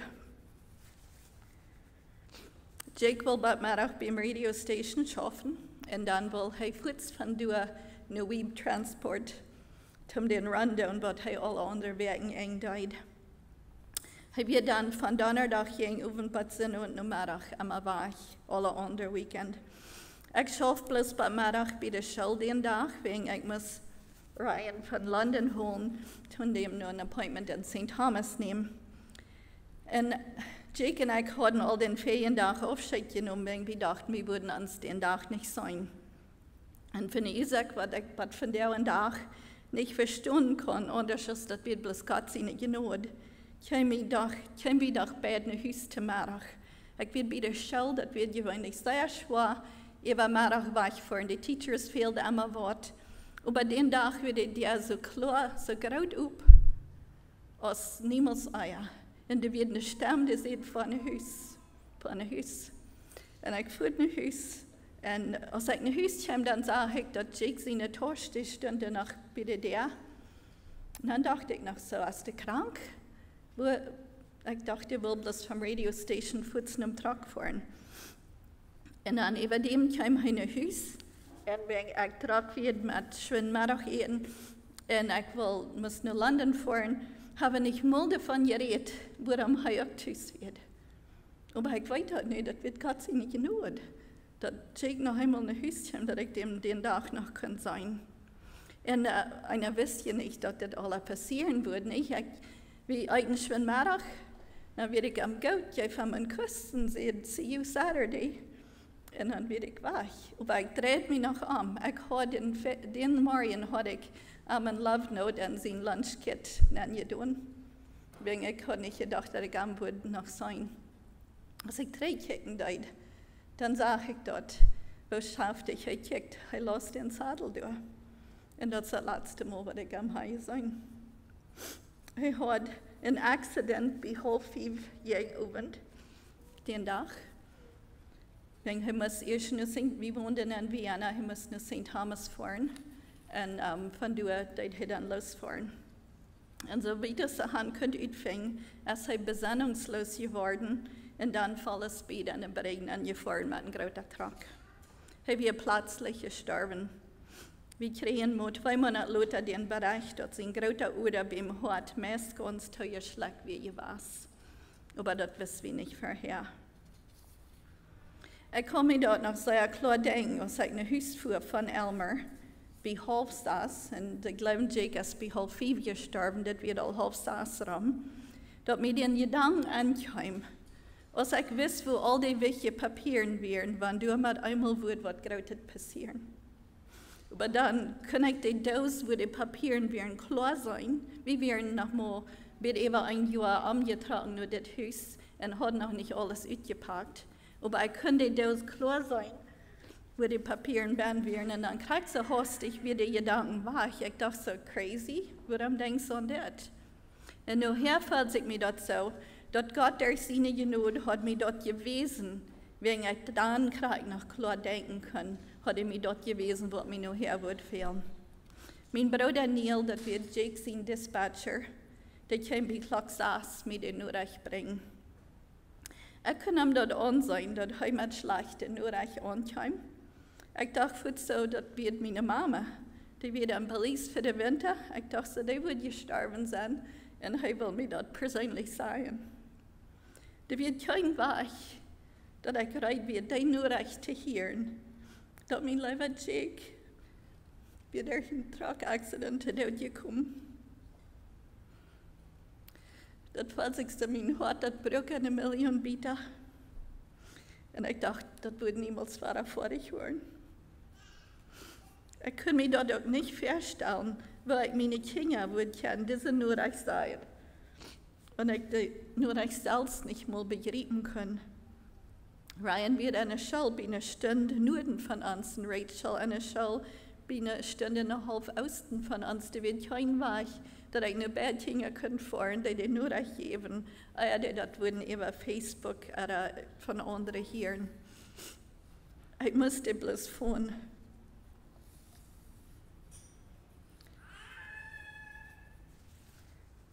Und ich konnte von der Tag noch hören, bei der anging. Dat sind bald keine Mama, weil ihre Kinder sein. Ich weiß nicht, wie ich das durch die Dauer während den Monaten nur Jake sein Tod gemerkt habe. Und das wird Gott seine Genade, was mich durchführt. Wo hast du in einem Augenblick von einer sehr geleibten, zufriedenen Frau sein, zu einer hartverbreitenden Wirtfrau geworden? Wo weißt du überhaupt, wer du bist? Ich weiß noch, als ich den ersten Sonntag in der Kirche werde und ich im Bulletin sah, dass die sollen für Lina Wall und ihre Kinder beten. Mein Junge abzustehen und sagen, das ist nicht wer ich bin. Ich bin Jake und Lina Wall. Lina Wall ist nur der Hälfte von wer ich bin. Ich muss jeden Tag mich von frischen Willen dort glauben, was ich immer hat geglaubt und was ich hat andere gelehrt, dass Gott ist ein guter Gott, der uns läuft und der keine Fehler merkt. Jeder Tag, wenn ich abstund, dann sah ich ein Fout für den anderen und nahm mich fair, dass ich vorwärts gehen und wenn ich alles wird, was ich mir noch feilt, wie drei am Baden und kriege mir jeden Tag und so tun, dass man bloß ein schlechter Traum wird. Ich habe ja gesagt, wenn uns Hort und uns Kopf nicht taub schaffen, damit wir gehen mit was wir weiten, nicht mit was wir feilen. Wegen in dem Moment, wenn das so weit ist, wenn einer dann mit der Gefeilung hat, da wird einer von alles zweifeln, was einer jemals geglaubt hat. Auf Englisch sage ich, when your heart and your head collide, you have to go with what you know. Und das worum es Maria soll sehen, wir müssen weiten. Wir müssen weiten, wer wir sind an Christus. Wir müssen uns dort die Gewehren antragen und abnehmen, dort, wenn die Zeit kommt, dass wir dafür bereit sind. Mir fällt sich so, ich muss beim Fernweg moven bleiben, wegen meiner Kinder. Ich muss mich dort eten, wegen ich weiß, mir fehlt die Kraft, aber ich kann meist nicht eten oder schlucken. Das wird es. Wenn mein Verstand so benommen wird, das fällt sich so, ich weiß nicht mal, wo ich habe, ich muss mir das ein Beat auf einmal sagen, nu käb du, nu schluck du, nu käb du, nu schluck du. Das ja, meist nicht zu explainen, aber die von jenen, was das durch sind, wissen, was ich sage. Ich bin so sehr dankbar für all die Gebete, die da worden für uns gebeten. Mein Verstand fällt sich so verletzt von dem Schock, was ich gekriegt habe, dass mir fällt sich so, ich kann nicht mal einen Gedanken taub hauen. Ich schrieb's nach beten. Alles, was ich kann, wird zu Gott sein, help mir Gott, ich kann das nicht. Help mir Gott, ich kann das nicht. Aber ich weiß, ich kriege ein Bild von anderen, meine Hänge abhaben und mich drüben mit ihren Gebeten. Und mir wird jetzt der Trost, wenn somebody to me sagt, sie beten für mich. Das wird jetzt der Trost.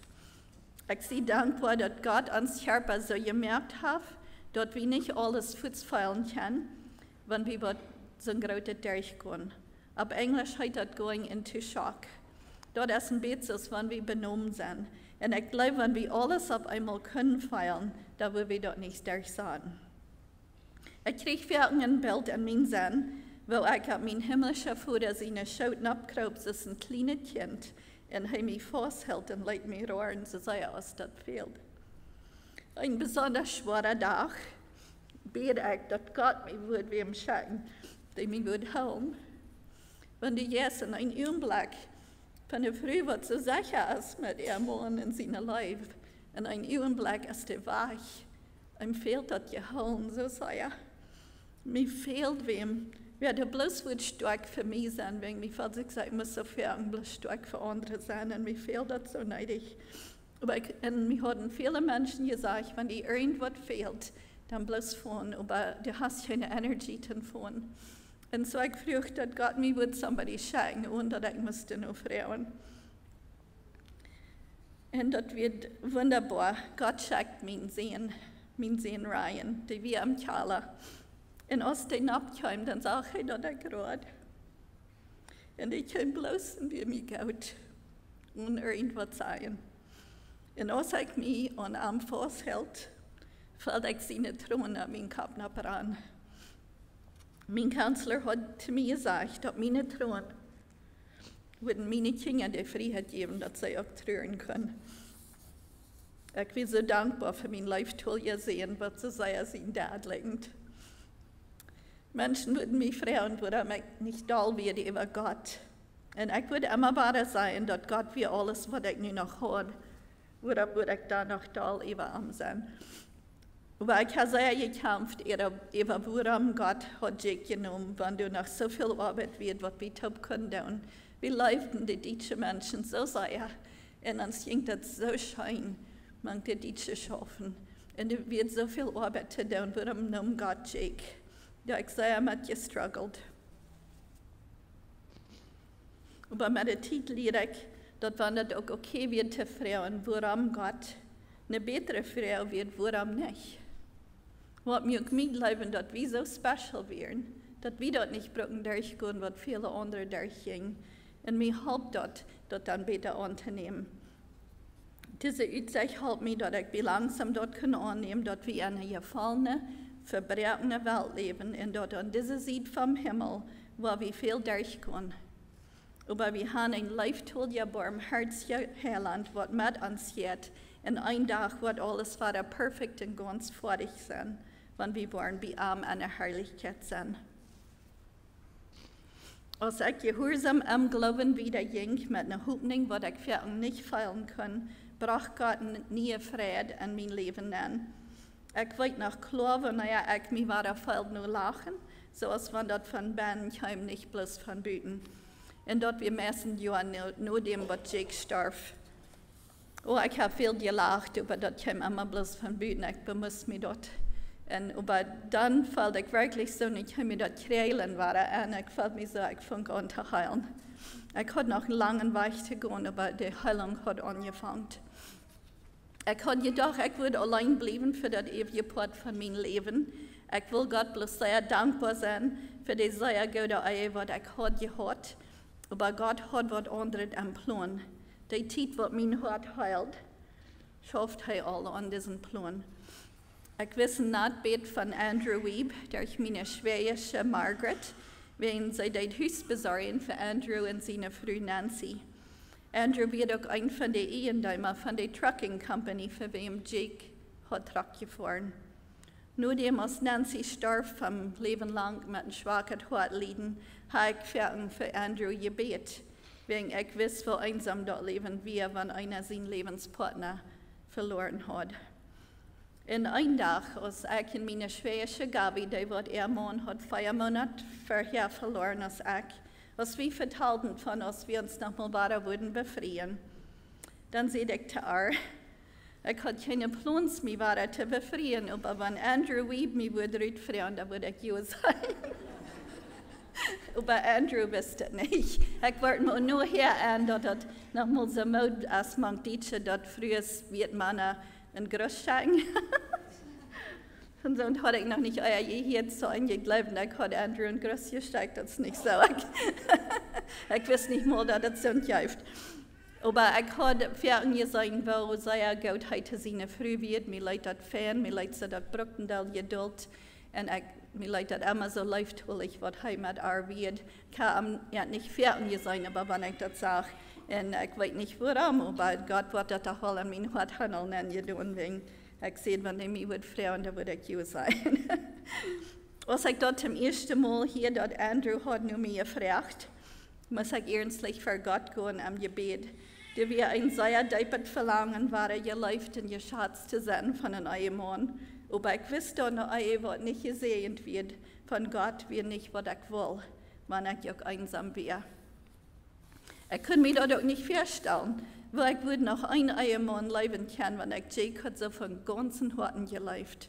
Als ich durch sehr hart eben nur gedacht, war mir das klar, dass ich Jake nicht in mein Hart rausschieben in den Raum für Andrew, aber Gott wird mein Hart bloß gerade erwachen. Praxis, wenn wir uns erste Kind haben, können wir uns nicht vorstellen, wo wir das nächste noch Praxis erleben können, aber Gott merkt uns Hart bloß gerade. Und das hilft mir sehr, dass ich nicht denke, alles, was Jake wird an mein Leben, das wird so an mein Leben verwickelt. Ich will dir nicht zu sehen schieben, und nur bloß, oh, das hat nicht gemeint. Und Andrew und ich haben uns vom ersten Tag vorgenommen, das wird niemals was Schlechtes sein, wenn wir von uns Ferienpartner würden reden. Wegen unsere Kinder, die trüden noch, und die fehlen das auch zu hören, dass wir noch an unseren ersten Partner dachten, und das wird okay sein. Ich bete und sagt, sei ja in der Bibel, Andrew hat mich noch nicht richtig gefragt, aber ich habe gehört, dass er nur mich gefragt hat. Dann sagte ich in der Bibel, und früh Freunde, Familie, Glieder nur rot. Als ich Klarheit kriege, dass das Gottes Leitung wird, muss ich noch zu meinen Kindern davon reden. Und ich frage Gott, dass er mir ganz Klarheit zu übergeben, durch die Antworten, was sie mir würden geben. Ich sehe zu ihm, dass ich brauche nicht nur Frieden, Frauen, aber ich will ihr Segen haben, das auch. Und Ryan hat mich von bald nur dem, was Jake starb, gesagt, Mom, du bist zu jung, du sollst dich noch weiter befreien. Und ich würde immer sagen, ich weiß nicht, was Gott am Plan hat. Ich will nicht nee sein, aber ich habe keinen Plan, dass ich mich frisch befreien. Und Rachel wird jedes Mal sagen, no way, Mom, no way, Mom, no way, Mom, du kannst nicht, du sollst nicht, niemals. Und das würde ich verlangen, dass Gott mir durch meine Kinder wiesen, was das von ihm wird. Einzelnen am Mittag, als wir tschüss werden von der Kirche, fällt es mir so, dass wir der rechte Zeit. Andrew hat mich noch nicht gefragt, aber er hat auch mit meiner Schwester geredet und mit meinem Bruder, so ich wusste, dass wir dann kommen. Dann frage ich ihn, was sie würden sagen, wenn ihre Mama mit einmal von Date führt mit einem sehr ferner Vietmann. Und dann sagt Rachel kurz, Mom, du dort, wir wollen haben, du sollst glücklich sein. Mom, go for it. We want you to be happy. Und Ryan fragt bloß, als der auch noch wird Gras schneiden. Ich sehe, du wirst willig sein, deine Mama abzugeben für ein Lawnmower. Nu had ik mijn antwoord en belt naar hem, dan vroeg Andrew mij als we willen uitfahren voor een koffie. En ik werd zeer nerveus. Ik geloofde me, wat ik gezegd had, dat Andrew weer een goede man, aber nu mal am Trockenen stehen met een ganz fremder man, wenn du die nog befried fällst, dat braucht sehr viel Nerven. Ich werd sehr nerveus und das fällt sich, wenn ich nicht treu werde zu Jake.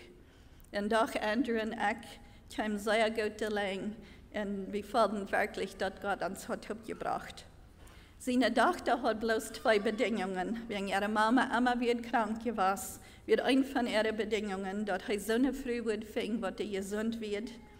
Und der andere wird, dass er wird willig sein, viel in Texas zu sein.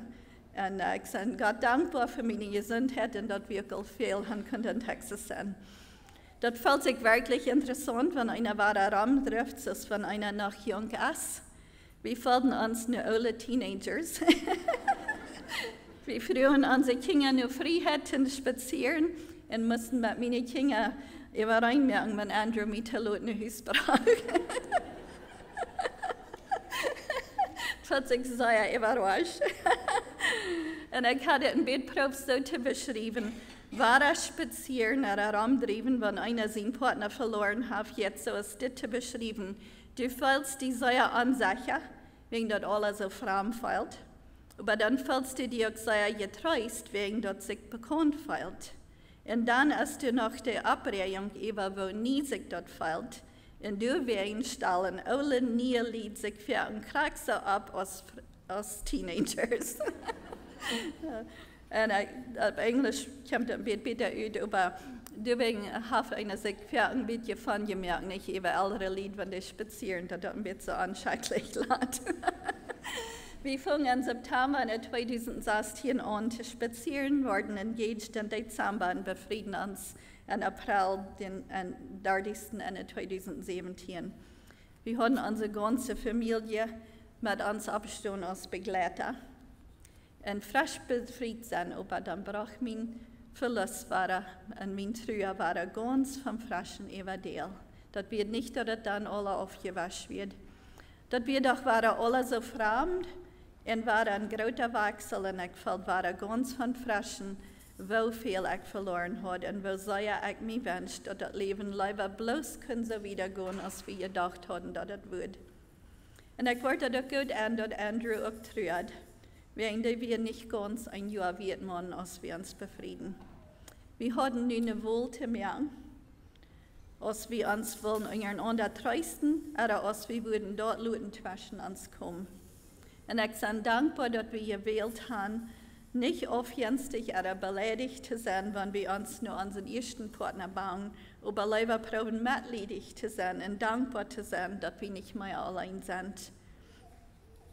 Das ist auch nicht immer leicht was für unsere Familie. Wir müssen alle loslassen, von wo wir uns das Leben vorgestellt haben, und annehmen, wo das nu ist. Wir haben all viel gelernt in diesen 4,5 Jahren, und wir müssen willig sein, um beim Lehren bleiben. Ich bin sehr dankbar, für wo willig unsere Kinder sind gewesen, uns ganz zu unterstützen und zu probieren, diese neue Familie zu sein. Und die, die das neu studiert haben, die sagen, dass eine Stieffamilie, die das weins 5 Jahre, aber die sich anfangen, normal zu feiern. Und für uns ist das vielleicht noch ein bisschen spannender, wegen, so wie die Neuen wohnen, wegen seiner Tochter in Texas ist und meine Kinder hier. Aber weil wir geduldig bleiben, wenn wir Stieffamilie sein, was wir strugglen, und wenn wir da in der Stadt, wenn wir nicht viel zu reden gehen und sagen, oh, so und so und so, das ist ein schweres Ding, das ist eine schwere Sache, das ist nicht allmählich, aber das ist viel anders, als bloß eine Familie haben. Unser Leben ist nicht vollkommen, und dort ist viel noch schwer, aber Gott ist ein Gott, der dir heilen wird, in Dinge, was Tracht stellt, so als die sollen sein, und dort wird in uns Leben wird. Er bemüht uns die Heilung nicht, aber er lehrt geduldig, was wir bereit sind, die anzunehmen. Du hast noch viel mehr, was ich Ihnen mitteilen, und ich will Ihnen sagen, dass ich nicht ein Mensch, der ein büttergewöhnlicher Glauben hat, aber wir haben einen büttergewöhnlicher Gott, dem wir uns ganz und gar verlassen können und der uns durchhalten wird. Ich kann noch sehr viele Dinge zu lernen, und ich kann auch da, wo ich Sorgen habe und wo ich bekümmert bin über die Zukunft. Aber ich kann Ihnen wahrhaftig sagen, dass wenn uns Glauben auch am schwachsten ist, habe ich uns dann auch ganz und gar ab unseren Trühatchen Leiftollien Gott verloren. Klau Leider 3, 22 und 23 sagt dem Herrn, seine Leib ist trühattig, du hast kein eng von wo jens dich hei ist, so als jeder Morgen vom Nähen, dort ist großartig, wo einer sich ab Arm verluten kann. Was ich will haben, was ihr sollen lernen von meiner Geschichte ist. Wir machen dort, was Gott sein Wort lehrt, von Lieden, lang euer Annehmen verstehen, euer wie eine Zeit von Lieden durchgehen. Jesus wird bekannt mit Lieden.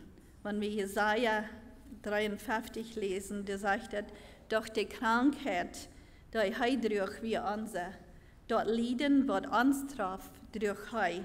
Aber wir dachten, Gott möge am Lieden und bestraft haben, doch wir wegen unsere Sünden verletzt, er brüch uns vergangenen Duel. Ab am lag die Straf, die uns heil möge, dadurch, dass er die Schläge kriegt, so wie gesund. So wird auch bekannt mit Lieden. 2. Korinther 1 von 5-7 sagt, so soll aus dort Lieden für Christus in uns Leben kämpft, so soll kämpft auch Gott sein Trost über uns. Das ist nicht bloß dort Lieden, der Trost kämpft auch. Wenn wir Lieden machen, passiert dort durchaus, dass je getrost und gerat worden.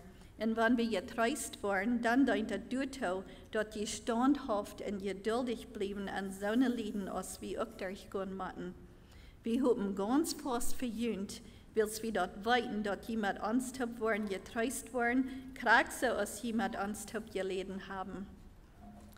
Das zweite Ding, was ich will haben, was Jesus von der mitnehmen, ist, dass Gott als Leib und er läuft uns ohne Bedingungen.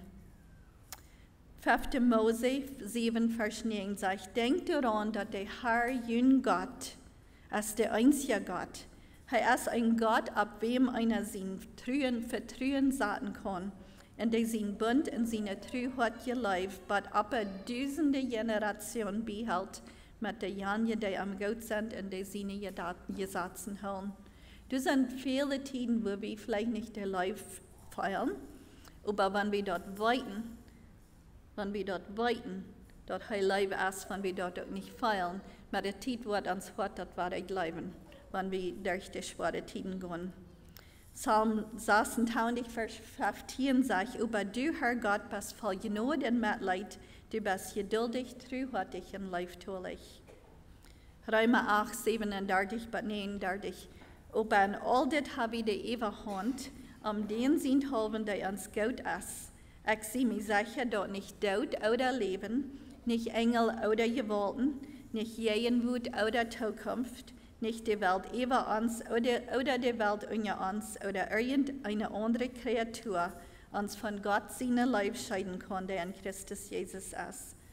Some von uns sind vielleicht so eine schwere Dinge durchgegangen, dass wir das meist nicht annehmen, aber ich glaube, dass Gott Leib ist. Aber er ist Leib. Und er bittet uns den Leib an, wie wir bloß willig sind, das zu erfahren. Das dritte, was ich will haben, was wir sollen behalten, ist, er hat uns nicht verjährt. In 1. Mose 16 habe ich die Geschichte von Hagar. Sie wird Abraham und Sarah, ihre Magd. Und sie wird dann verstaat, wegen Sarah hat nur Abraham gegeben, dann hat sie das Baby, und dann wird Sarah aufgenstigt, und dann schickt sie in eine Wüste an. Und als sie durch eine Wüste wird, dann kommt ein Engel noch und sagt, ich bin Elroy. You are the God who sees me, nan sie dann. Der Herr, der du siehst. Und dann sagt sie, habe ich wirklich dem gesehen, der mich sieht. Was ich nicht wird, früh wird, ein Ding, was ich sagen müssen, das wird von meinem Mann gesehen sein. Ich meine nicht bloß im Physischen, aber ich meine, wenn einen leibtolligen Mann hat, was einem wirklich sieht, der sieht das, wenn einer Lerch ist, der sieht das, wenn eine Frau ist, der sieht das, was einem fehlt, nicht so. Und mir fällt sich das so, ich muss das so gesehen sein von meinem Mann. Und dann komme ich nur diese Phase, Gott ist der Gott, der das sieht. Und die sind vielleicht hier von dir, die fallen jünd, dass wenn keiner jünd sieht, keiner weiß, dass das wichtig ist, dass die hier in dieser Welt sind. Nehmt Trost dadurch, dass Gott ist der Gott, was jünd sieht. Der sieht krank, was die schwer ist, der sieht, was die fehlt, der sieht, was die Frau merkt, und er ist für die. Das vierte ist, seine Gnade ist genug. Wenn wir einen Verlust haben, wenn wir gestorben ist oder irgendwas anderes schwer durchgehen, das sind jetzt die Wahlen, die kommen. Am Anfang sind die Wahlen so groß, einer kann nicht mal abscheren. Einer kann nur nicht abscheren, das fällt sich einer wird verdrängen. Aber mit der Zeit, dann sind die Wahlen kleiner. Aber dann mit einmal Offerhafs, ich habe eine große Wahl und das war ein Duell. Und das nicht für eine Person kriegt überein, wo die Wahlen kommen, oder wo lange das wird dauern. Einige Menschen glauben, oh, das ist so ein Jahr, das ist still besser abstellen. Wir können das nicht merken, wie lange eine Person wird trüren oder wie lange die andere wird. Eine Person, die das 20 Jahre länger bereit sind, du mal was mit zu tun. Nächstes sind Fußreiten, kann du meist nicht von verjäten und bleiben du mehr stärken. Aber weil wir geduldig sind, einer mit den anderen, und leben viel Leib-Eiven, als bloß sein, oh, nu ist das also weit, nu ist das all ewig sein. Einer kommt das niemals ganz ewig. Aber die Heilung kommt, und einer kann viel Mut am Leben wiedergehen, wegen einer geheilt ist, über das Missing, das ist immer durch. Aber die Genot ist genug. 2. Korinther 12, Vers 9 sagt, über seine Antwort wie, meine Genot ist genug für die, weil meine Kraft ist an schwachen Menschen stark. Deswegen rede ich am liebsten von meiner Schwachheit, dass Christus seine Kraft an mir zu sein ist. Das 5. ist, wir leben in einer verbrechenden Welt, und an der Seite vom Himmel wird das niemals ganz perfekt sein. Ein Ding, was ich meist nicht verstehen kann, wird, warum so viele Menschen, wenn die einen Accident haben, die bleiben leben. Und warum wird mein Mann gestorben? Warum, mir fällt es meistens, was halb das am Beten, wenn Gott einmal steht, was er will. Aber dann ein Tag, dann weiß Gott mir das so klar. Er hat Jake auch safe gehalten. Bloß der Truck hat das nicht gemerkt und sein Körper hat das nicht gemerkt. Aber er wird in Tide was safe gewesen. Und er wird safe den Tag in sein himmlisches Heim angekommen. Wenn ich so gern hat gewünscht, er wird lieber in uns Haus angekommen. Aber Gott mir da klar, er hat ihn safe gehalten, er hat ihn nicht verloren. Und das hilft mir sehr viel, das zu verstehen. 2. Korinther 4, 7, was hier sagt, wir haben diesen Schatz über ein edene Gefäß, da merkt das klar, dass diese jährliche Kraft von Gott kommt und nicht für uns. Wir waren von allen Seiten hart bedrängt, aber wir sind nicht eng. Wir kommen an Verlegenheit, aber wir versauen nicht. Wir waren verfolgt, aber niemals verloren. Wir waren unterdrückt, aber kommen nicht um. Wir drehen Jesus sein Tod immer an unseren Körper mit uns, sodass Jesus sein Leben an unseren Körper auch nachkommen kann. Und dann sagt er bei 18, durchwehen war wir nicht mutlos, wenn uns Körper auch langsam verfällt innerlichen Menschen, war wir alle Tag nie. Uns schwadet, was wir hier durchmerken müssen, ist begrenzt und leicht. Dort verschafft uns Wort, was über alle Moten herrlich sein wird und für immer bleiben. Wir trachten nicht nur dort, was zu sein ist, aber nur dort, was nicht zu sein ist. Was zu sein ist für diese Zeit, aber nicht, was nicht zu sein ist für ewig.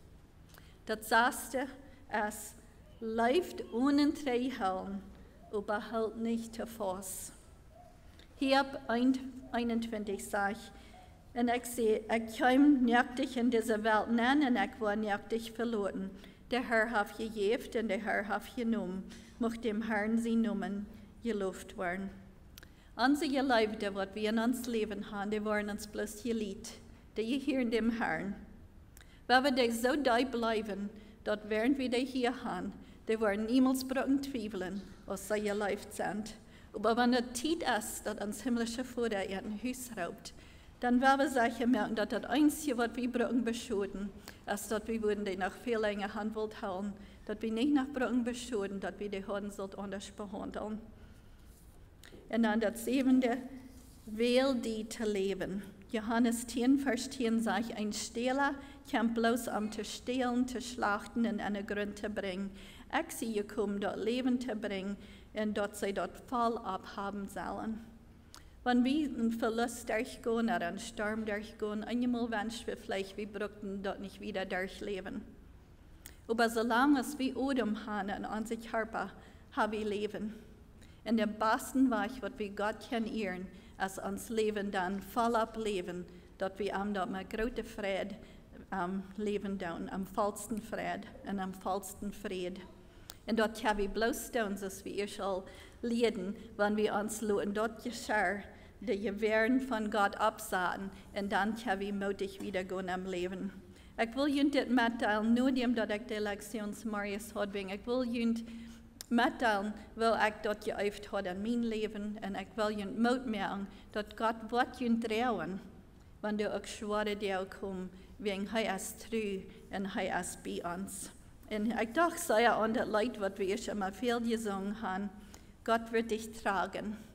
Gott wird dich tragen, darum sei nicht verzagt. Treu ist der Hüter, der über dir wacht. Stark ist der Arm, der dein Leben gelenkt. Gott ist ein Gott, der der Seinen gedenkt. Gott wird dich tragen mit Händen so lind. Hat dich lieb, wie ein Vater sein Kind. Da steht im Glauben wie Felsen so fest. Gott ist ein Gott, der uns nimmer verlässt. Gott wird dich tragen, wenn einsam du gehst. Gott wird dich hören, wenn weinend du flehst. Glaub es, wie bang dir der Morgen noch graut. Gott ist ein Gott, den man kühnlich vertraut. Gott wird dich tragen durch Tage der Not. Gott wird dir beistehen im Alter und Tod. Fest steht das Wort, aber auch alles zerstäubt. Gott ist ein Gott, der in Ewigkeit bleibt. Gott wird dich tragen mit Händen so lind. Hat dich lieb, wie ein Vater sein Kind. Das steht im Glauben mit Felsen so fest. Gott ist ein Gott, der uns nimmer verlässt. Wir werden noch beten. Herr Jesus, ein großer Gott im himmlischen Vater, wir danken dir, dass du so treu bist, dass wir uns ganz auf dich verlassen können. Wir danken dir, wenn der Sturm kommt und wir nicht weiten, wo wir einen Stopp für den anderen nehmen, dass du danach treu bist, dass du danach live bist und dass wir uns ganz auf dich verlassen können. Du gibst uns so einen Frieden, was wir nicht mal verstehen können, wenn wir kein Weichen sein, wo dort noch was wiedergehen, dann gibst du uns danach den innerlichen Frieden.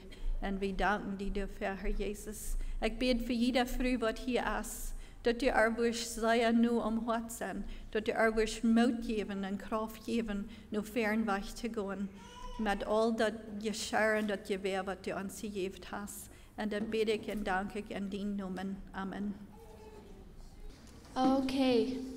Wir werden frisch alle abstehen und wir werden unsere gute Tiden und in unsere schwere Tiden alle Wege mit Jesus gehen. Wir werden auch immer die Leute sagen, bloß mit Jesus vielleicht einmal gehen.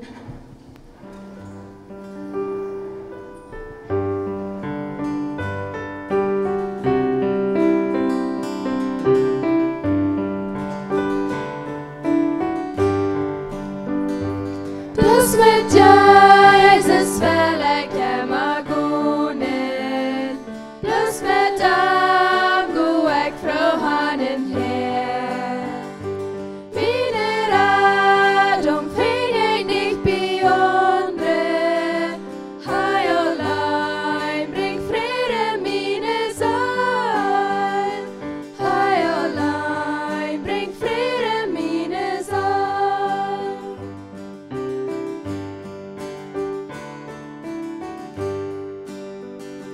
En wie leven komen schwere tiden, sicher zie ik bloos om zijn hand.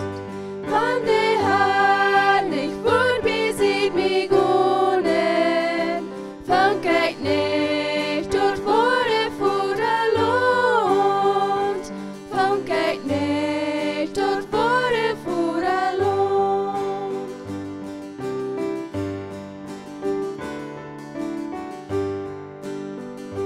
Van de tijd hier kämpfe mir beden, van Heere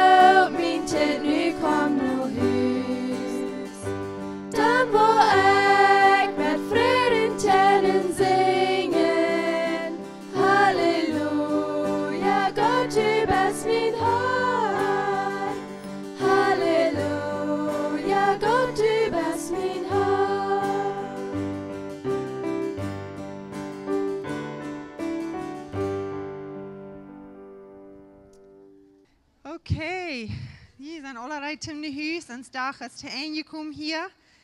En ik dank me nog eenmaal zeer dat jullie hier gekomen zijn. En wat van een redelijke leer had we van Lina. Zeer veel dank zijn. Ik wou het nog denken gehad, maar ik heb mijn naam niet gezegd van eerst maar. Well, mijn naam is Anna Nelson. Meeste van jullie weten niet, ik dacht, je wist nog vielleicht bloß alle. Wanneer wist dan weet je dat nu. Mijn naam is Anna Nelson. En ik heb me gevraagd om dat gedaan voor jullie vandaag. En ik wil jullie pas nog eenmaal reminding, wanneer je geïnteresseerd bent voor de levende vrede, karte aandachten. Vraag de buitenwijn dort, laat je nummer opschrijven, dan krijg je dat in je groep, in je WhatsApp-groep. En ik wil je ook zeggen, houden en Tim. Wel, ik zei hem dat de Bibel staat, kom hier aan de maandag zo is. We kunnen hier aan Susan, testimony, wat dat geholpen had, wat verwirrt dat is. En ons fehlt alle wem. Ons fehlt alle in de community. Ons fehlt alle wem, wo we kunnen met reden, wo we kunnen ons onthullen, wo we kunnen taub, hand in hand, met leren van God, wat God is en wat voor leven hij ons heeft. En zoals Lina al zei, God leidt ons niet bloos wanneer we God doen, wanneer we in onze eerste mistakes, ik denk de Führung aan. En het kan zijn, er zijn mensen die leven in grote zin. En er zijn mensen die leven in zo'n gerechtigheid, dat aber God leeft de kracht overeen. Hij maakt geen onderscheid. Zijn leven voor ons is niet om wat we doen, of waar we leven, of wat we zijn. Zijn leven voor ons is overeen. Zie ik zo dankbaar voor. En dat leidt ook, dat leidt te zeggen, bloos met Jezus wil ik allemaal gaan. Hij brengt ons den vrede, de wereld brengt ons storm. Aber een avond hebben we vrede gaan. En neemt jullie ook alle de bookmarks met naar huis en houdt de Bijbelversen en denk, zijn vrede geeft hij ons en die blijft bij ons. En die verandert niks, dus de wereld vrede heeft. En wanneer je niet gaan met Trudy reden, of wem immer, wenn die Bibel steht, neem plus das papiertjes met naar huis en doe hij die information. Du zijn de datumsboven en alles. Ik wil je houden, kom de Bibel staan. Dan laat me nog, Jank me nog beden en dan zei je entloten. Lieve God, ik dank je voor deze dag. Ik bid dat u mocht geëerd zijn. Die noem heb ik op. Du bist goed zu uns, Gott. Du leibst uns so sehr. Und wir preisen die Namen. Mocht du das für uns alle segnen. Laat an den Huis gehen mit einem vollen gesegnet Hort, Gott. Und dat het ook te zijn is, wo immer sie sind, von hier wieder gehen, dat du eine Verändernis hast gemerkt in ihre Leben. Durch den Heilige Jesus. Ich danke dir und das bete ich in Jesus' Namen. Amen.